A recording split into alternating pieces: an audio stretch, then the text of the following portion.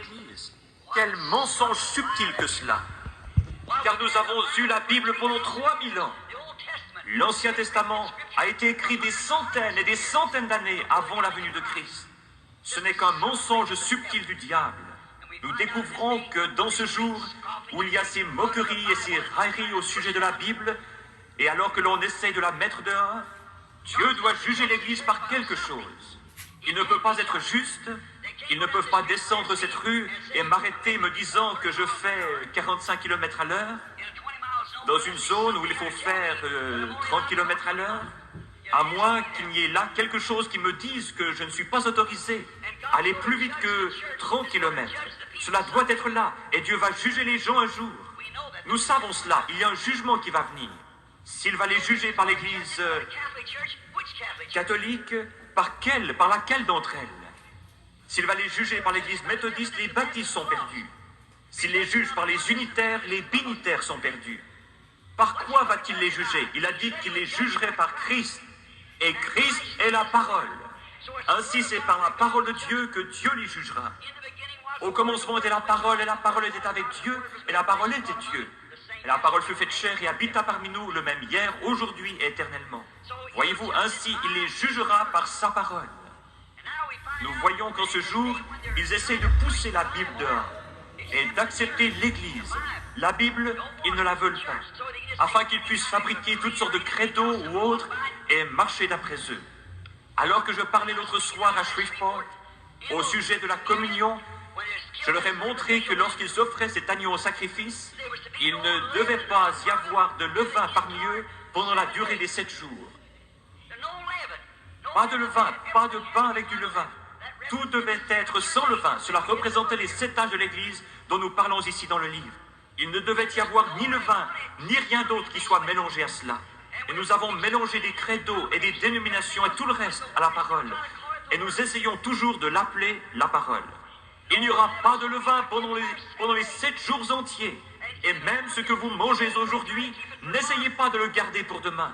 Mais brûlez-le avant le lever du jour, car il y a un nouveau message qui vient et une nouvelle chose. Voyez-vous, ils essayent de le conserver. Cela a été l'attitude de l'Église. Il se produit un réveil, et la première chose que vous savez, dans les 3 ans qui suivent, ils commencent une organisation avec cela. La dénomination crée une organisation. Mais avez-vous remarqué que ce message a balayé le monde durant 20 ans maintenant, sans former d'organisation? Et il n'y en aura jamais plus. C'est la fin. Le blé est revenu au blé. Le blé est revenu à son grain. La balle s'est retirée de lui. Et le blé doit demeurer dans la présence du soleil pour mûrir. N'est-il pas étrange qu'il y ait eu, il n'y a pas longtemps, sur la côte Est, ce grand obscurcissement? Ils ne pouvaient pas comprendre cela. Il y eut la même chose au Texas la semaine passée. Ils ne peuvent pas comprendre cela. Ne réalisez-vous pas que c'est ainsi? Ne savez-vous pas que les nations se disloquent?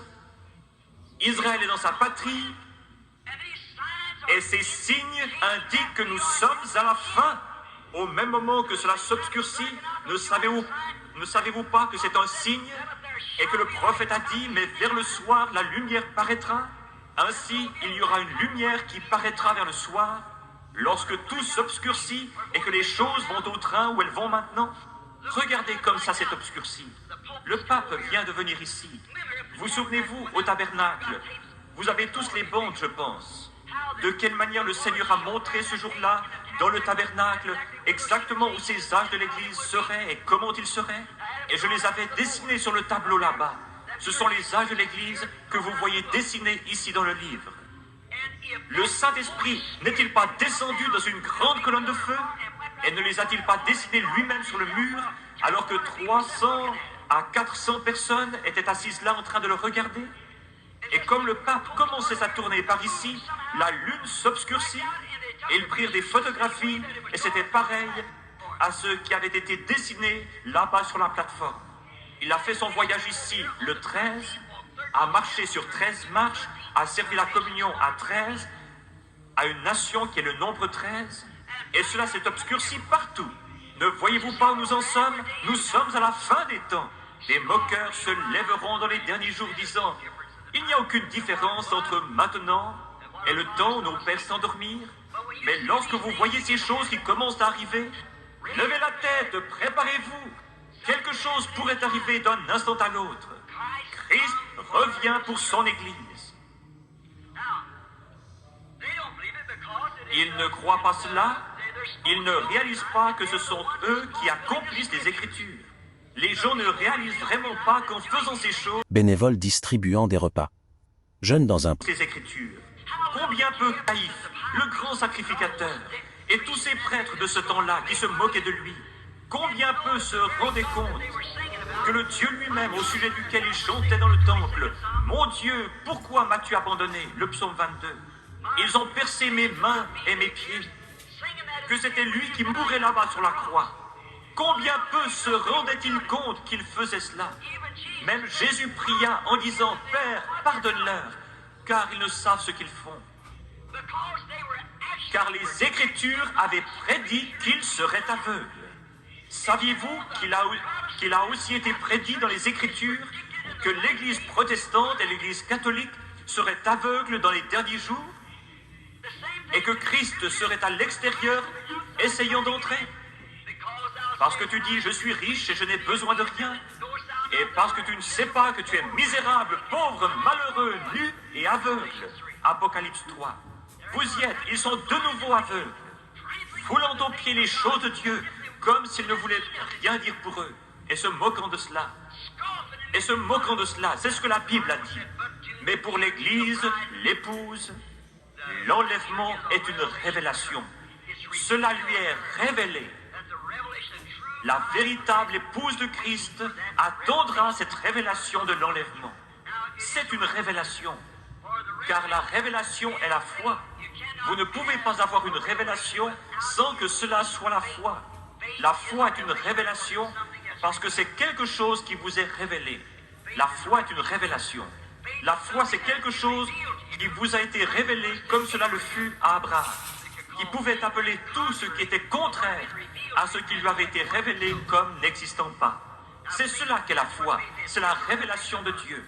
L'Église est bâtie sur une révélation.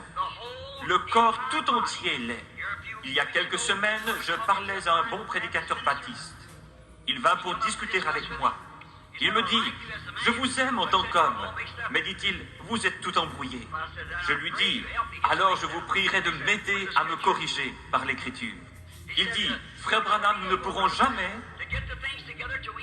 mettre les choses ensemble avant que nous comparions avec le grec chaque mois. » Je lui dis, « Oh monsieur, vous vous y connaissez mieux que cela, car même au Concile de Nicée, si nous remontons jusque-là, 300 ans après la mort de Christ, il débattait toujours pour savoir quel helléniste avait raison. Vous ne pouvez pas le faire ainsi, car c'est une révélation. Il dit, je ne peux pas accepter de révélation. Je lui dis, alors comment pouvez-vous accepter Christ?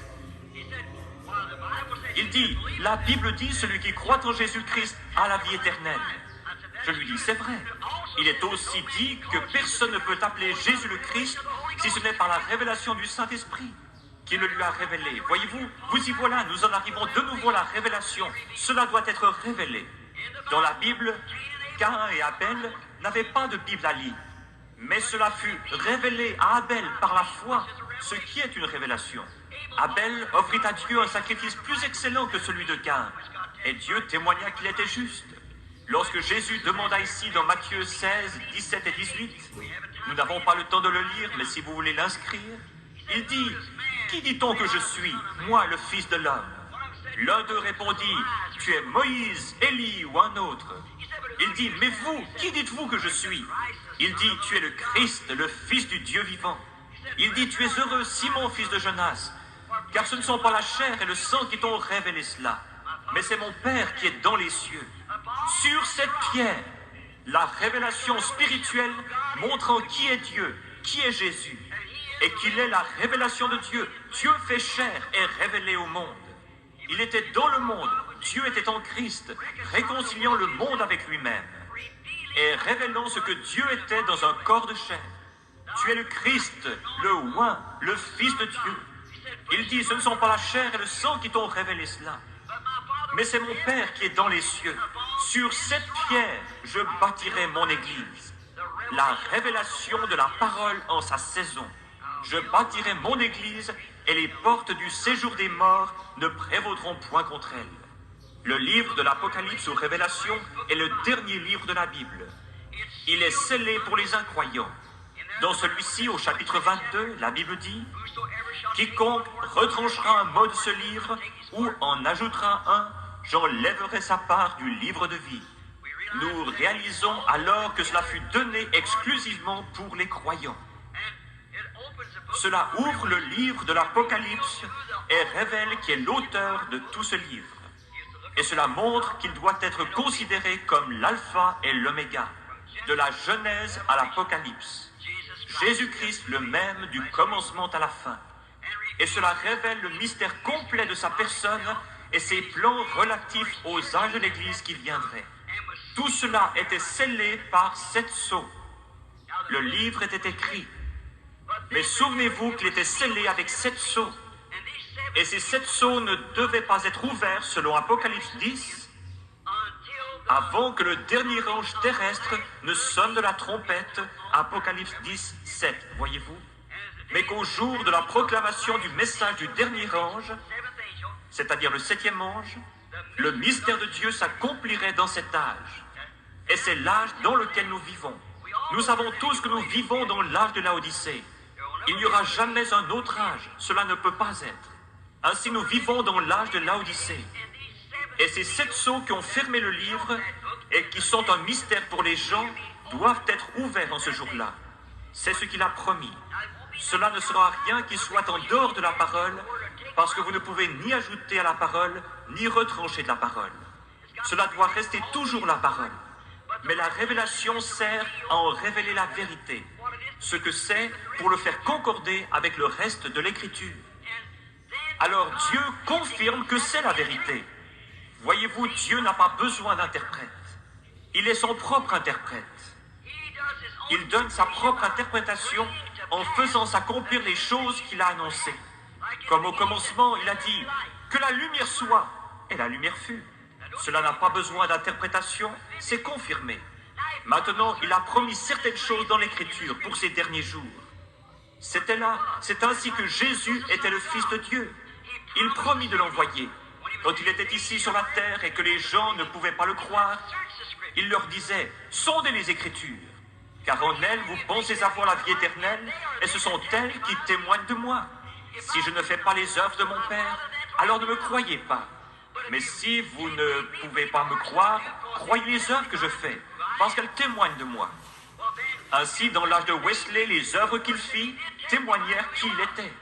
Dans l'âge de Luther, avec la Réforme, assurément cela témoigna qui il était. Au temps des pentecôtistes, avec le retour aux dons, la restauration des dons, le parler en langue et les démons qui étaient chassés et les dons, cela a rendu témoignage. Il n'y avait pas de plaisanterie à ce sujet. Les gens ont dit, lorsque cela commença, « J'ai lu des livres sur l'histoire de la Pentecôte. » Ils dirent, « Cela ne peut pas durer longtemps, cela va se consumer, et cela brûle toujours. Pourquoi? Parce que vous ne pourrez jamais l'éteindre. Dieu a dit qu'il y aurait cela. C'est une portion de la parole, et vous ne pourrez pas plus l'éteindre que... Et lorsque l'épouse est appelée, comment allez-vous l'éteindre? » C'est la révélation de la manifestation de la parole rendue vraie. Et nous vivons dans ce jour-là. Dieu soit loué. La révélation du mystère de sa personne. L'enlèvement est seulement, cet enlèvement dont nous parlons, est seulement pour l'épouse. Souvenez-vous que la Bible dit, les autres morts ne revinrent point à la vie jusqu'à ce que les 1000 ans fussent accomplis. Ce grand enlèvement. S'il n'y a pas d'enlèvement, mes amis, où sommes-nous? Qu'allons-nous faire? Dans quel âge vivons-nous? Quelles promesses avons-nous? Il va y avoir un enlèvement. La Bible dit qu'il y en aura un, et il est seulement pour les élus, seulement pour la dame élue, l'épouse qui est sortie en ce jour, l'Église. Le mot « Église » signifie « appelé hors de ». Et comme Moïse appela une nation hors d'une nation, le Saint-Esprit appelle une épouse hors d'une église. Une église hors d'une église. Ce sont des membres venant de toutes les dénominations qui forment l'épouse. L'arbre épouse, comme il en est parlé dans la bande, l'arbre épouse. Une épouse appelée, sortant. L'épouse, et elle seule, sera dans l'enlèvement. Rien d'autre que l'épouse. Rien d'autre que l'épouse. Les élus connus d'avance par Dieu, depuis le commencement, les gènes spirituels du Père. Laissez-moi m'arrêter ici une minute. Je deviens nerveux à penser que je vais vous garder trop longtemps. Mais remarquez, regardez, chacun d'entre vous, savez-vous que plusieurs années avant que vous naissiez, vous étiez dans votre Père en tant que germe? En tant que germe? C'est vrai, le germe d'une semence était dans votre Père. Elle vient du sexe mâle, pas du sexe femelle, voyez-vous? La femelle fournit l'œuf, le champ d'ensemencement. Mais le germe vient du... Par exemple, mon père ou mon fils qui est ici, lorsque j'avais 16 ans, mon fils était en moi. Je ne le connaissais pas, mais il était là. Maintenant, au travers d'un champ d'ensemencement, au travers du mariage, il est devenu à mon image. Je le connais, je peux communiquer avec lui. Et il est venu lorsque c'était le bon moment. Pareillement, si vous avez la vie éternelle, vous étiez en Dieu avant même qu'il y ait un monde. Vous êtes une partie, un fils de Dieu, un attribut de Dieu. Il savait l'âge dans lequel vous viendriez. Il vous a prédestiné à prendre cette place-là dans cet âge. Et personne d'autre ne peut la prendre. Peu importe combien il y a d'imitations, vous devez être là parce qu'il savait que vous y seriez. Maintenant, vous êtes rendu manifeste. Les plus grandes erreurs viennent de... Il désire ardemment cette communion, être adoré. Mais si votre vie n'était pas depuis toujours un attribut en Dieu, vous n'êtes qu'un imitateur du christianisme. Voyez-vous, il y en aura des milliards et des milliards qui ne seront que des imitateurs du christianisme. Il y a une remarque que j'ai faite récemment. J'ai observé frère Demos Shakarian là-bas, alors qu'ils étaient en train d'hybrider le bétail. Et j'ai observé les tubes d'essai et ainsi de suite, comme ils étaient pris par les vétérinaires. Dans l'éjaculation du mâle, il y a environ 1 million de germes qui sortent de lui chaque fois. Et environ 1 million d'œufs viennent de la femelle au même moment. Mais saviez-vous que parmi tous ces petits germes qui se déplacent, 1 million d'entre eux, il n'y en a qu'un qui est ordonné à vivre? Et il y a seulement un œuf qui est fertile. Et ce petit germe va se faufiler parmi tous les autres petits germes. Il va passer par-dessus d'autres petits germes qui lui ressemblent parfaitement et passera au-dessus de celui-ci et au-dessus de celui-là pour trouver cet œuf fertile, et il pénétrera à l'intérieur de celui-ci. Et ensuite, tous les autres meurent. On parle de la naissance virginale, mais elle est à moitié moins mystérieuse que la naissance physique. Voyez plutôt comme c'est ordonné d'avance et prédestiné par Dieu. Maintenant, au commencement, très loin en arrière, beaucoup d'années avant que commence le temps, si vous êtes un chrétien né de nouveau ce soir, vous étiez alors en Dieu votre Père. Et c'est pourquoi lorsque vous venez dans cette vie ici et professez le christianisme et que tout va de travers, alors vous vous demandez pourquoi ceci et pourquoi tout cela. Vous vous êtes posé des questions à ce sujet. Mais un jour, quelque chose vous a frappé. Qu'était-ce? C'était cette vie qui était là au fond depuis le commencement. Et si vous connaissez ma petite histoire au sujet de la mère aigle qui cherchait son petit, vous m'avez entendu prêcher là-dessus, montrant comment ce petit aigle éclot sous une poule. Elle essayait de nourrir ses petits poulets, mais le petit aigle ne pouvait pas digérer cela, parce qu'il n'était pas un poulet pour commencer. Pourtant, il était dans l'enclos avec les poulets, et il suivait les poulets. Mais lorsqu'elle grattait dans la basse-cour, le petit aigle ne pouvait le supporter. Chaque fois qu'elle gloussait, tous les petits poulets s'en allaient, et ainsi il allait aussi. Mais un jour, sa mère se rappela qu'elle avait pondu 2 œufs. Pas seulement un. Il devait y en avoir un autre quelque part. Elle s'en alla à sa recherche. Elle se mit à voler et à tourner en rond. Et finalement, elle arriva au-dessus de la basse-cour. Et là, elle découvrit son bébé. Elle poussa un cri. Il réalisa que cette voix était la chose qui correspondait. C'était ce qu'il cherchait, voyez-vous. Et il réalisa alors qu'il n'était pas un poulet, il était un aigle. Et c'est ainsi avec chaque chrétien né de nouveau. Lorsque vous venez, peu m'importe à combien de dénominations vous vous êtes joints, ou sur combien de livres vous avez mis votre nom, lorsque cette réelle parole de Dieu est confirmée et rendue vraie devant vous comme cela, vous réalisez à ce moment-là que vous êtes un aigle. Parce que tout le gloussement de cette poule, joignez-vous à ceci et joignez-vous à cela, et allez dans cette direction, allez dans celle-là, c'est absurde. Il faut véritablement ajouter parole sur parole. Lorsqu'un germe vient dans la matrice de la femelle, il ne prend pas. Vous n'êtes pas devenu un germe humain venant de votre père, et ensuite un germe venant d'un chien, et ensuite venant d'un chat, et ensuite d'un poulet. C'était tout du germe humain. Et le corps de Jésus-Christ, l'épouse sera une partie de son corps, lequel il était la parole, et l'épouse devra être la parole. La parole, ajoutez à la parole, ajoutez à la parole. La justification de Luther, la sanctification de Wesley, le baptême du Saint-Esprit des pentecôtistes, la restauration des dons, et tout le reste va avec. Cela doit être la parole sur la parole, le germe sur le germe, la vie sur la vie, pour produire la stature complète de l'épouse du Seigneur Jésus-Christ. Maintenant, souvenez-vous que vous étiez un attribut. Et maintenant, après que nous ayons découvert ces choses et que Christ revient pour son épouse, comment entrons-nous donc dans cette épouse? C'est la question. Beaucoup disent, joignez-vous à notre congrégation. L'un d'entre eux désire un certain type de baptême. L'un veut faire ceci ou cela. L'un dit que vous devez parler en langue, sinon vous ne l'avez pas. L'autre dit que vous n'avez pas besoin de parler en langue. Celui-ci dit que vous devez danser dans l'esprit, et celui-ci dit que vous devez crier. Celui-ci que vous devez avoir une sensation. Tout cela est en ordre, et pourtant c'est encore tout faux.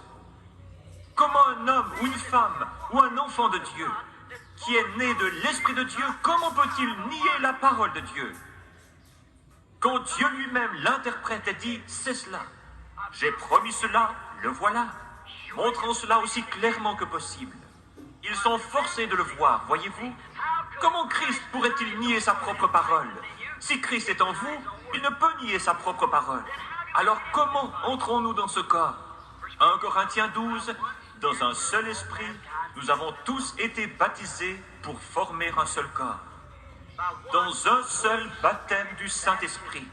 Si vous voulez inscrire cela, c'est dans 1 Corinthiens 12, 13. Dans un seul esprit, nous avons tous été baptisés, et l'esprit est la vie de Christ, est-ce vrai? La vie de Christ est la vie de chaque semence, lui étant la semence parole, donne la vie à la semence. Saisissez-vous cela? Si cette vie se trouve dans la semence, et que ce baptême du Saint-Esprit vienne sur elle, cela va forcément amener la vie à cette semence. Comme je vous le disais ici à Phoenix, j'ai parlé il n'y a pas longtemps à Frère John Chariot. Alors que j'étais là-bas, il me montra un arbre qui portait des agrumes. Il fait croître beaucoup d'agrumes. Et il me montra un arbre qui portait 8 ou 9 sortes de fruits différents. Et je lui dis, Frère Chariot, quelle sorte d'arbre est-ce? Il me dit, un oranger. Je lui dis, pourquoi porte-t-il des citrons, des mandarines, des clémentines et des pamplemousses? Il me dit, ce sont tous des agrumes, et ils ont été greffés. Oh, lui dis, je vois, ainsi l'année prochaine, il y aura des oranges. Oh, non. Chaque branche portera ses propres fruits. Beaucoup d'entre vous qui cultivez des fruits et qui habitez ici dans cette vallée agrume savez cela. Elle portera ses propres fruits. Si vous mettez une branche de citronnier sur un oranger, elle produira des citrons. Elle produira des citrons, parce que c'est la nature de cet agrume. Mais pourtant, elle ne portera pas le fruit original. Et c'est ce que nous avons fait. Nous y avons greffé des créneaux et toutes sortes d'autres choses. Toutes sortes d'autres choses. Comment les méthodistes pourraient-ils enfanter autre chose qu'un enfant méthodiste? Comment n'importe quelle dénomination pourrait-elle enfanter autre chose qu'un enfant dénominationnel? Mais si une branche originelle sort de cet arbre, elle produira des oranges. Et alors, si Dieu fait quelque chose dans l'Église, ce sera original et à nouveau exactement avec la parole. Cela doit être ainsi, parce que la vie est dans l'arbre et elle produit selon son espèce. Maintenant, nous voyons que cette grande Église s'est déplacée pendant les âges en portant son fruit. Et comme les branches arrêtaient de produire, il les émondait. Dans Saint Jean 15, il n'a jamais émondé le cep, mais il a enlevé les branches. Il les a coupées parce qu'elles ne portaient pas de fruits. Jésus veut du fruit pour lui-même. Sa femme doit enfanter des enfants semblables à lui. Alors, si elle n'enfante pas d'enfants, des enfants épouses, des enfants paroles, alors c'est un enfant dénominationnel. Elle est donc retournée à son premier amour pour le monde et dénomination. Elles ne peuvent pas enfanter un réel et véritable chrétien né de nouveau, parce qu'il n'y a là rien pour le faire. De même, si vous prenez une branche de citronnier et que vous la greffiez, elle portera des citrons. Mais elle ne peut pas produire d'oranges, parce que cela n'y était pas au commencement. Mais si cela avait été ordonné au commencement, et que la préconnaissance de Dieu les prédestinait, cela doit produire des oranges, et cela ne peut rien produire d'autre. C'est ainsi avec l'Église du Dieu vivant. Lorsque l'heure arrive, chacun, si Dieu commence à faire quelque chose, chacun prend la balle et s'en va. Voyez-vous? Cela a toujours été ainsi. Il n'y a pas longtemps, je lisais l'histoire de Martin Luther. Cela disait que ce n'était pas si difficile de croire que Martin Luther put protester contre l'Église catholique et s'en tirer. Mais la chose étrange, c'est qu'il put garder la tête au-dessus de tout le fanatisme qui suivit son réveil. Et toujours rester droit sur sa justification, voyez-vous? C'est ainsi dans tout, il y a des imitations et tout tombe. Regardez Madame Semple McPherson, Aimée Semple McPherson, qui avait ce temple ici. Chaque femme prédicateur avait ses ailes et transportait la Bible de la même façon qu'elle. C'était simplement des imitations charnelles. Cela ne peut pas être l'original. C'est la raison pour laquelle les églises ne peuvent pas l'être. Si vous laissez une église avoir quelque chose dans une ville, l'autre église ne peut pas le supporter jusqu'à ce qu'elle l'ait aussi, voyez-vous? Elles ne sont plus l'original. La parole de Dieu est originale. C'est la parole, elle doit produire selon son espèce au temps convenable. Cela ayant été élu et prédestiné par Dieu le Père. Maintenant, comment entrons-nous dans cette église? Dans un seul esprit, nous avons tous été baptisés pour former un seul corps. Le corps de Christ, qui est l'épouse, la parole. Nous avons été baptisés pour le former par le Saint-Esprit. Maintenant, regardons si, oui ou non, nous sommes dans le dernier âge. Nous le découvrons si nous lisons dans la Genèse, vers le chapitre 5. Vous pouvez aussi lire dans Luc. Et là, vous verrez qu'Enoch était le 7e depuis Noé. Enoch, cela touche à la semence du serpent. Car si Caïn était le fils d'Abel, alors Enoch était le 8e, voyez-vous. Mais nulle part dans la Bible, il est dit que Caïn était le fils d'Abel. Ou Caïn, le fils d'Adam. Mais la Bible dit qu'il était du malin. Et Adam n'était pas le malin. Voyez-vous, Caïn était du malin. Nous voyons ici qu'Enoch était le 7e depuis Noé, ce qui est un type des âges de l'Église. Les 6 autres hommes qui étaient avant lui moururent. Mais Enoch fut enlevé. Enoch fut enlevé. C'est le 7e âge de l'Église qui est pris dans l'enlèvement. Tous les 6 autres moururent. Mais Enoch fut enlevé car il ne fut plus trouvé, Dieu l'avait pris. Tous les autres moururent. Mais l'enlèvement d'Enoch fut un type de l'épouse des derniers jours qui sera appelée hors du 7e âge de l'Église et sera enlevée sans passer par la mort. Nous rendons maintenant témoignage de cet âge. Oh là là, creusons maintenant plus profondément, voyez-vous. Voici aussi un type des 7 âges de l'Église. Il est dit dans Apocalypse, chapitre 10, verset 7, que le grand mystère du livre devait être dévoilé par le message du 7e ange. Or, il y a un messager en haut, toujours, et un messager sur la terre. Le mot ange, en anglais, veut dire un messager. Et lorsque le 7e ange commence à proclamer son message, mais pas lorsqu'il commença son ministère. Mais pas lorsqu'il commença son ministère. Jésus, quand il commença son ministère, commença par guérir les malades et les affligés. Et oh, ce grand rabbi, il est un prophète, et tout le monde le voulait dans son église. Mais lorsqu'un jour il s'assied et dit, moi et mon Père, nous sommes un, c'était différent. C'était différent. Et à moins que vous ne mangiez la chair du Fils de l'homme et ne buviez son sang, vous n'avez pas de vie en vous. Mais c'est un vampire, voyez-vous. C'était différent. Il ne l'a pas expliqué. Ils avaient déjà vu la manifestation, la confirmation de la parole de Dieu pour son âge rendu réel. Et cela leur prouva qu'il était le messager de cet âge. Et ils n'avaient rien besoin d'expliquer. Ses disciples n'étaient peut-être pas capables de l'expliquer, mais ils le croyaient, qu'ils puissent l'expliquer ou non. Ils restèrent tranquilles et crurent cela. Comment pouvaient-ils dire s'ils allaient manger sa chair et boire son sang? C'était impossible pour eux de le faire. Mais ils le croyaient, parce qu'ils étaient ordonnés. Jésus a dit qu'il les avait choisis avant la fondation du monde, voyez-vous? Ils croyaient cela, qu'ils puissent l'expliquer ou non, ils le croyaient toujours. Maintenant, observez bien. Dans le 7e âge de l'Église, lorsque le 7e ange commence à se faire entendre, les mystères de Dieu doivent être dévoilés à ce moment-là. Les sauts que les réformateurs, ce fut une question de temps. Luther ne vécut pas assez longtemps, Wesley non plus, et les âges ne durèrent pas assez longtemps. Ces réformateurs avaient leur message pour ce jour-là, et les gens s'en emparèrent et en firent une dénomination. Qu'est-ce que cela? Vous ne pouvez jamais battre la nature. La nature témoigne toujours. Dieu agit en continuité avec la nature. Cela doit être ainsi. Par exemple, le soleil. Lorsqu'il se lève le matin, c'est un petit bébé qui vient de naître. Il est faible, il n'apporte pas beaucoup de chaleur. À 10 heures, il sort du collège. Au milieu du jour, il entre dans la vie. À 3 heures de l'après-midi, il devient vieux. À 5 heures, il meurt. Il est vieux et faible de nouveau, et il retourne dans la tombe. Est-ce la fin? Il ressuscite de nouveau le matin suivant, voyez-vous? Regardez les arbres, comme ils poussent leurs feuilles, tout ce qu'ils font. Nous voyons que les feuilles tombent de l'arbre et retournent à la terre. La vie redescend les racines de l'arbre. Est-ce la fin?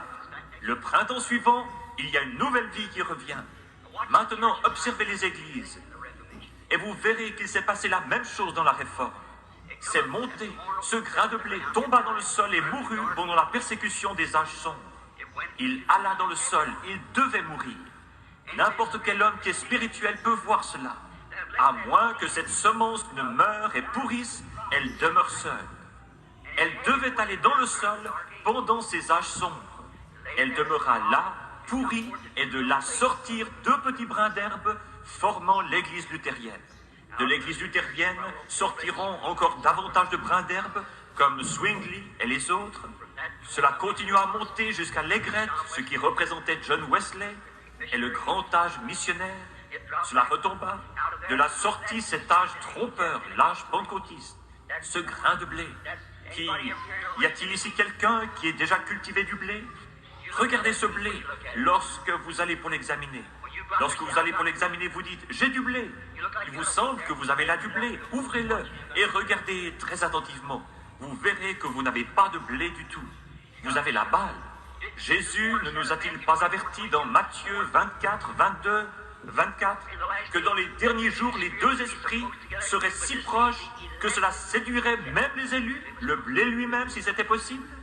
Voyez-vous, c'est un porteur.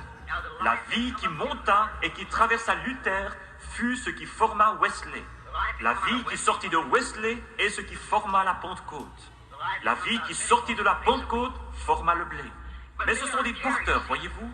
La vie réelle traverse cela. Le message traverse cela. Mais il se dirige vers le blé. C'est la raison pour laquelle le blé monte vers le haut et emporte le tout au sommet dans l'enlèvement.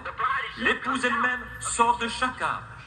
Mais la souche dénominationnelle meurt. Elle sèche et elle meurt. Avez-vous remarqué dans ces derniers jours de quelle manière elle commence à se retirer? Lorsque ce blé commence à croître, alors la balle commence à se séparer de lui. Regardez de nouveau ce petit épi de blé. Ouvrez-le comme ceci et regardez à l'intérieur. Vous verrez qu'il y a un petit bourgeon de blé là tout au fond. Vous avez besoin de prendre un microscope qui grossisse 30 fois pour regarder là-dedans et pour voir ce petit bourgeon de blé qui est là au fond, voyez-vous? Mais il est là tout au fond et il commence à grandir. Maintenant, cette balle doit être là pour le protéger et pour lui donner une chance de sortir. Mais alors, lorsqu'il commence à croître et que le message commence à se répandre, alors la balle se retire de lui. Et la vie sort de cette balle et va directement dans le blé. Cela continue ainsi, c'est ainsi dans chaque âge. Cela ne peut pas battre la nature. C'est là la continuité de Dieu, la manière dont il fait les choses. C'est l'âge dans lequel nous vivons en ce moment, le 7e âge de l'Église. Tout doit être manifesté dans le grain de blé à la fin. Si vous prenez Luc chapitre 17 et verset 30, il dit: ce qui arriva du temps de Sodome arrivera de même à la venue du Fils de l'homme, lorsque le Fils de l'homme commencera à se révéler. Qu'est-ce que révéler? C'est apporter la révélation de ce qu'il est dans ce jour-là, et ainsi révéler aux gens la parole qui est pour ce jour. Celle-ci étant révélée aux gens par la manifestation du Saint-Esprit, montrant Jésus vivant au milieu de nous. Et souvenez-vous qu'il était représenté là dans un homme, Il dit, ce qui arriva, maintenant il lut dans la même Bible que nous, dans la Genèse. Nous remarquons dans ce chapitre de la Genèse dont Jésus parlait, nous voyons qu'il était là, avec son dos tourné à la tente, et que Sarah était dans la tente. Il posa une question. Elle ne crut pas que cette chose puisse arriver. Il dit, Abraham, je vais te visiter à cette même époque. Et Sarah, dans la tente, rit à ce sujet. Il dit, pourquoi Sarah a-t-elle ri dans la tente? En disant, comment ces choses peuvent-elles arriver? Jésus a promis, et c'était lui, car Abraham l'appela Elohim, le Tout-Puissant, c'était lui. Maintenant la Bible prédit que cela reviendra dans les derniers jours. Jésus l'a dit, et lorsque vous voyez ces choses commencer à s'accomplir, souvenez-vous que lorsque ceci commence à arriver, alors vous savez que le temps est proche. Regardez le monde. Regardez le monde. S'il n'y a jamais eu un Sodome, c'en est bien un. Regardez les gens et combien ils sont pervertis. Leurs pensées sont perverties. Ils ne savent pas ce qu'est la simple décence. Regardez les hors-la-loi, les homosexuels et tout le reste. Regardez nos femmes et la conduite qu'elles ont. Regardez ce déchaînement d'indécence et d'immoralité parmi nos femmes. Et pas seulement dans notre, vous dites, ce sont les méthodistes, ce sont aussi les pentecôtistes. C'est le tout. Regardez nos hommes. Plutôt que de s'accrocher à la parole de Dieu, ils s'accrochent à une petite tradition dénominationnelle. Humaine et la foi. Son récit, une odyssée de l'âme, nous invite à contempler les mystères de la souffrance et la puissance de la résilience. Imaginez d'abord un homme au sommet de sa prospérité, ses jours baignés de lumière et d'abondance. Ses champs sont vastes, sa famille met un cercle de joie, et sa vie semble être une mélodie parfaite. C'est dans ce tableau idyllique que commence notre histoire, celle d'une foi qui sera bientôt mise à l'épreuve par des forces qui dépassent l'entendement humain. Soudain, un vent dévastateur souffle sur l'existence de Job, emportant tout sur son passage. En un instant, ses richesses se volatilisent, ses enfants lui sont arrachés, et sa santé l'abandonne, le laissant seul face à une douleur inexprimable. La prospérité laisse place à la désolation, la joie au silence pesant du deuil. Ces épreuves, aussi brutales qu'inattendues, nous rappellent la précarité de notre condition. Elles soulignent que la souffrance ne choisit pas toujours sa cible selon la logique humaine, frappant souvent là où on s'y attend le moins, et nous forçant à affronter les questions les plus fondamentales sur le sens de notre existence. Pourtant, au cœur de cette ruine, une flamme refuse de s'éteindre. Assis dans la cendre, le corps meurtri mais l'esprit intact, Job incarne une force extraordinaire. Il ne maudit pas son sort, mais cherche à comprendre, à dialoguer avec le divin. Cette posture n'est pas celle de la résignation passive, mais d'une persévérance active, une volonté farouche de tenir bon même lorsque tout espoir semble perdu. Sa résilience nous enseigne que la véritable force ne réside pas dans l'absence d'épreuves, mais dans notre capacité à les affronter avec courage, à puiser au plus profond de nous-mêmes les ressources pour continuer à avancer, un pas après l'autre. Entouré de ses amis, Job doit faire face à une autre forme d'épreuve, celle des explications simplistes et des jugements hâtifs. Chacun y va de son conseil, tentant de rationaliser sa souffrance, de la faire entrer dans une case logique où le malheur serait la juste punition d'une faute cachée. Mais Job, dans sa droiture, refuse ces réponses toutes faites. Il maintient sa foi et son intégrité, non par orgueil, mais par une conviction profonde que le mystère de sa situation dépasse les raisonnements humains. Son dialogue obstiné avec le divin est un acte de foi ultime, une quête de sens qui refuse de se contenter de faux semblants. Finalement, au terme de son voyage intérieur, Job émerge transformé. Sa prospérité est restaurée, bien au-delà de ce qu'il avait perdu. Mais le véritable trésor qu'il a gagné est une sagesse nouvelle, une compréhension plus profonde de la vie et du divin. Son histoire nous enseigne que la foi la plus authentique n'est pas celle qui ignore la douleur, mais celle qui la traverse et en sort purifiée. Elle nous invite à accepter que certaines questions resteront sans réponse, et que c'est dans cette acceptation des mystères de l'existence que se trouve la véritable paix. Le récit de Job demeure ainsi une source d'inspiration intemporelle, un phare pour tous ceux qui naviguent dans les eaux tumultueuses de l'épreuve.